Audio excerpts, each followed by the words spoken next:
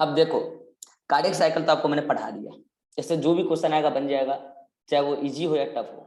लेकिन पता है कि कार्डियक साइकिल को ना याद रखना बड़ा कंफ्यूजिंग है।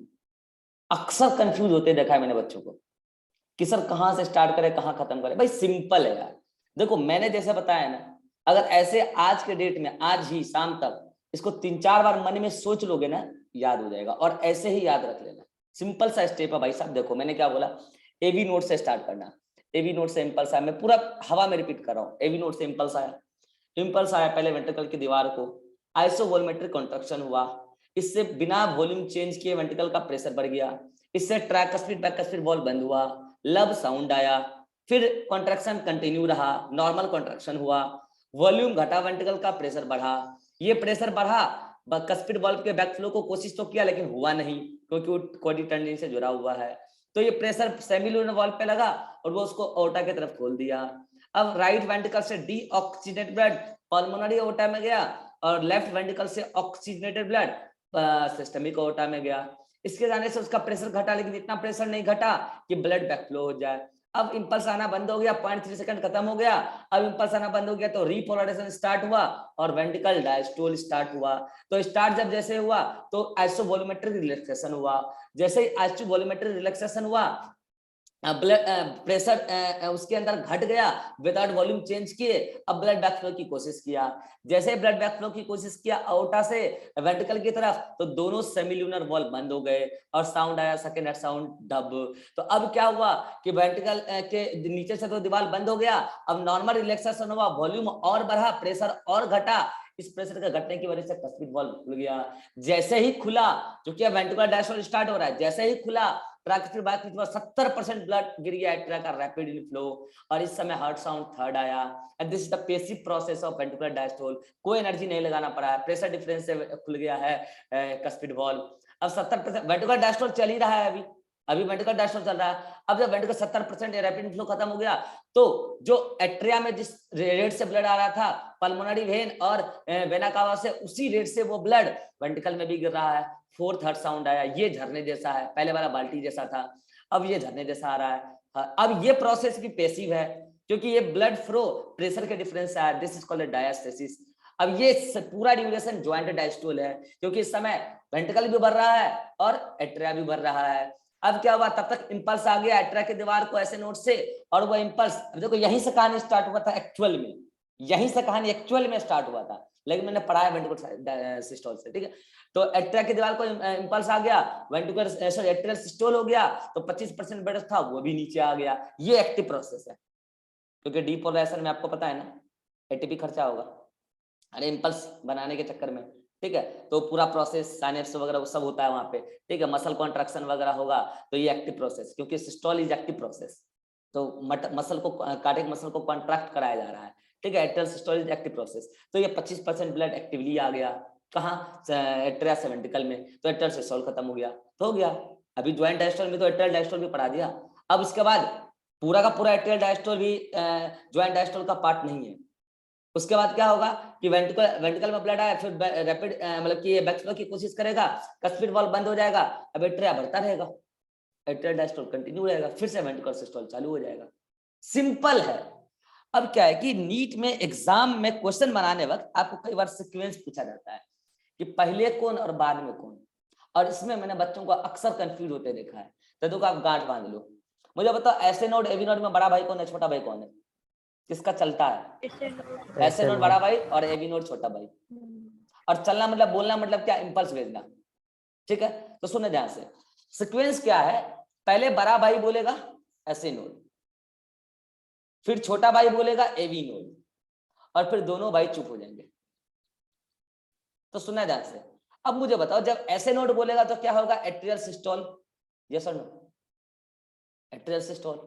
और देख लो एट्रियल सिस्टोल, आप सीक्वेंस में देख लो, मेरी कहानी से भी मैच कर लो।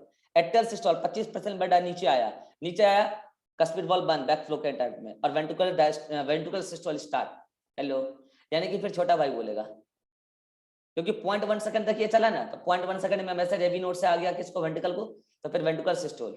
अब छोटा भाई बोला, छोटा भाई बड़े भाई के आदेश से ही बोला है। अब उसके बाद दोनों भाई चुप, तो क्या होगा, ज्वाइंट डायस्टोल।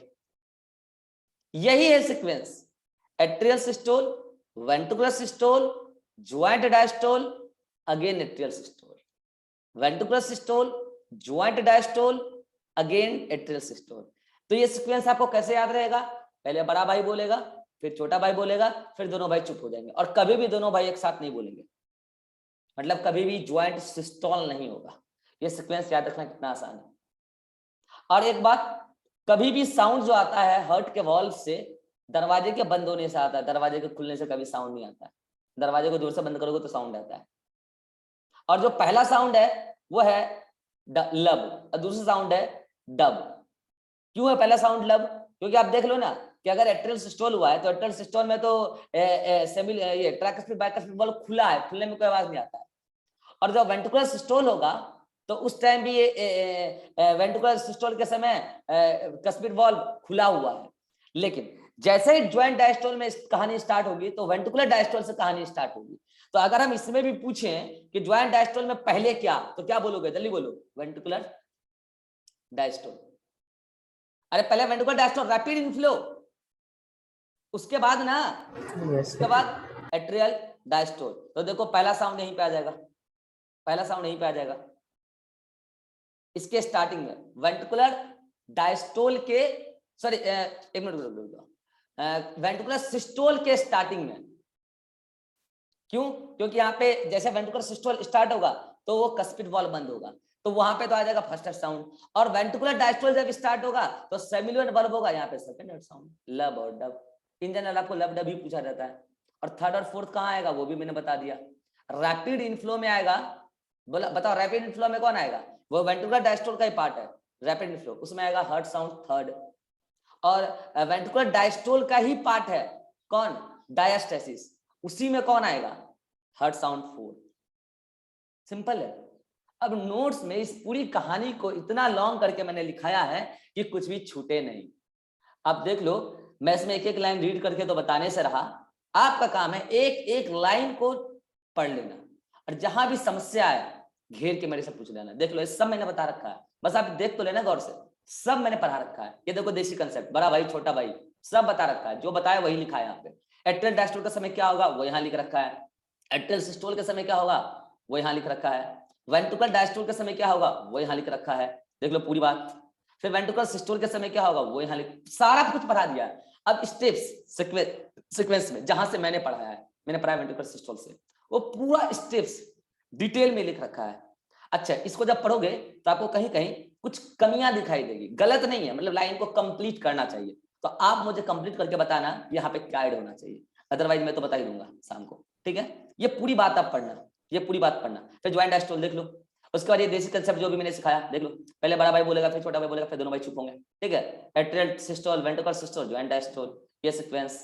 हर्ट साउंड पढ़ा दिया मैंने। ठीक है, एक लब से लेके अगले लब के बीच का जो भी टाइम पीरियड होगा वो एक कार्डियक साइकिल होगा। अब लब से डब के बीच में क्या होता है? वेंट्रिकुलर सिस्टोल, क्योंकि लब जब आया साउंड तो वेंट्रिकल खाली होना स्टार्ट हुआ। फिर डब जब आएगा, dub is the beginning of ventricular diastole. फिर जब अगला लब आएगा तब तक वेंट्रिकुलर डायस्टोल ही चल रहा है। तो एक लब से नेक्स्ट लब तक एक कार्डियक साइकिल, या फिर ये बोलो एक डब से अगले डब तक वो भी एक कार्डियक साइकिल होगा। ये देख लो जो मैंने बताया वही लिखा हुआ है, कब आएगा लब, कब आएगा डब। अच्छा, यहाँ आप ग्राफ को देखो, लब 0.15 सेकंड के लिए है, लंबे समय के लिए है, और ये 0.1 सेकंड के लिए है, लेकिन इसकी इंटेंसिटी कम है और इसकी इंटेंसिटी ज्यादा है। मैंने बोला ना लडप लडप ऐसे साउंड आता है।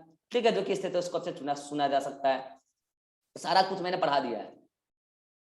फिर आ जाओ क्वेश्चन, अब नीट बेस्ड क्वेश्चन कर लो, इसमें सीक्वेंस अरेंज कर लो। सीक्वेंस अरेंज करने का एक ही फंडा है कि आप ये फंडा मत भूलना जो मैंने बताया है, पहले बड़ा भाई, फिर छोटा भाई, फिर दोनों चुप, फिर बड़ा भाई, छोटा भाई, दोनों चुप। अब आप सीक्वेंस मैच कर लेना, केवल ये वाला सीक्वेंस मैच करेगा, ये वाला करेक्ट सीक्वेंस पूछा है। ठीक है, देन अब फिर से डिटेल में अकॉर्डिंग टू एनसीईआरटी मैंने पॉइंट्स लिखा, वेंट्रिकुलर सिस्टोल, वेंट्रिकुलर डायस्टोल, उसका अलग अलग स्टेप, फिर डायस्ट वो उसका पूरा step, atrial systole, atrial diastole, जितना हो सकता था मैंने सब कुछ लिख दिया। देख लो कितना पेज में, यहाँ पे 5 पेज में, जो मैंने आधे घंटे में पढ़ा दिया। बड़ा ही सिंपल है। ये आधे घंटे में इसलिए पढ़ा दिया क्योंकि इसको पढ़ाने के लिए इसके पहले मैंने हार्ट के स्ट्रक्चर में बहुत मेहनत किया था, इसलिए आपको आधे घंटे में समझ में आ गया।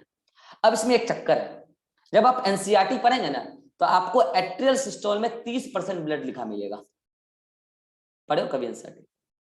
एट्रियल सिस्टोल में 30% ब्लड लिखा मिलेगा, लेकिन हकीकत है कि 25 ही होता है, क्योंकि एनसीईआरटी डायलिसिस की चर्चा ही नहीं किया, क्योंकि डायलिसिस में 5%, तो वो इस दोनों को मिला के एट्रियल सिस्टोल बोल दिया है।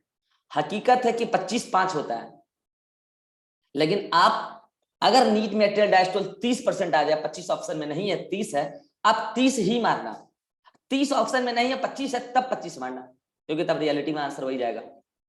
आप अकॉर्डिंग टू एनसीईआरटी ही मारो, क्योंकि उसको करेक्शन कराने के लिए बहुत सारे लोग ऐसे ही मुकाबला कर रहे हैं, लेकिन अभी तक कोई सफलता नहीं। एक्चुअल में 25 और 5 का चक्कर है। अब आप क्या करो कि एट्रियल सिस्टोल को अकॉर्डिंग टू एनसीईआरटी 30 मान के चलो, लेकिन हकीकत है कि पहले डायलिसिस में 5% ब्लड आ जाता है और एट्रियल सिस्टोल में 25% आता है। अच्छा ये देखो, मैंने बता दिया कि जो रैपिड इनफ्लो है वो भी पैसिव प्रोसेस है, ब्लड प्रेशर के डिफरेंस से। डायलिसिस भी पैसिव है, ये फास्ट होता है, ये स्लोली होता है, क्योंकि इसमें अचानक से ब्लड गिरा है, ये स्लोली हो रहा है। एट्रियल सिस्टोल ये फास्ट होगा, क्योंकि कॉन्ट्रैक्शन करके तो कोई भी काम रैपिडली ही होता है, लेकिन ये एक्टिवली होगा क्योंकि कॉन्ट्रैक्शन हो रहा है एट्रिया के वॉल में।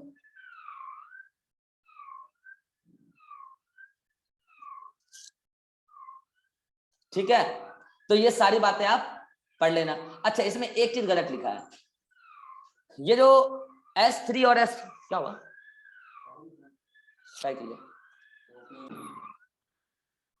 हाँ, तो इसमें एक चीज है कि जो HS3 और HS4 का चक्कर है, तो देखो HS3 और HS4 में HS3 का साउंड आता है तुम्हें उसकी तरह, जैसे बाल्टी से अचानक से पानी गिरा हो, और HS4 में आता है झरने की तरह। ये उल्टा लिखा गया है, HS3 में देखना झरना लिखा होगा, यहाँ लिख दिया है, तो इसमें साउंड आता है बाल्टी मतलब कि बकेट से जो पानी गिर रहा है अचानक से वैसे, और इसमें आता है झरना की तरह, तो ये अपोजिट हो गया है। हालांकि आपसे कोई पूछेगा नहीं कि कौन किसकी तरह आवाज आता है, ये मैंने कंपैरिजन के लिए बताया है। हाँ ये आपसे पूछा जा सकता है, अगर आउट ऑफ एनसीईआरटी पूछे, ये आपसे पूछा जा सकता है कि H3 कब आता है और S4 कब आता है, वो तो बिल्कुल नोट्स में भी सही लिखा हुआ है कि ये रैपिड इनफ्लो में आता है और ये बोलो डायस्टेसिस में आता है, डायस्टेसिस, तो ये बिल्कुल सही लिखा हुआ है। अब देख लो आप नोट्स में कहीं कुछ ऐसा नहीं बचा जो मैंने नहीं पढ़ाया। अब आपका क्या काम है, तसल्ली से बैठ के एक एक लाइन को गौर से पढ़ के, जो डायग्राम मैंने बताया उस डायग्राम से कंपेयर करके एक एक लाइन को पढ़ लेना, एंड आफ्टर दैट एनसीईआरटी को पढ़ लेना। मैं चाहूं तो अब इससे आगे पढ़ा सकता हूं, लेकिन नहीं पढ़ाऊंगा इससे आगे, जब तक आपको कार्डियक साइकिल क्लियर नहीं है, इससे आगे आपको कुछ समझ में नहीं आने वाला। तो cardiac cycle page number NCERT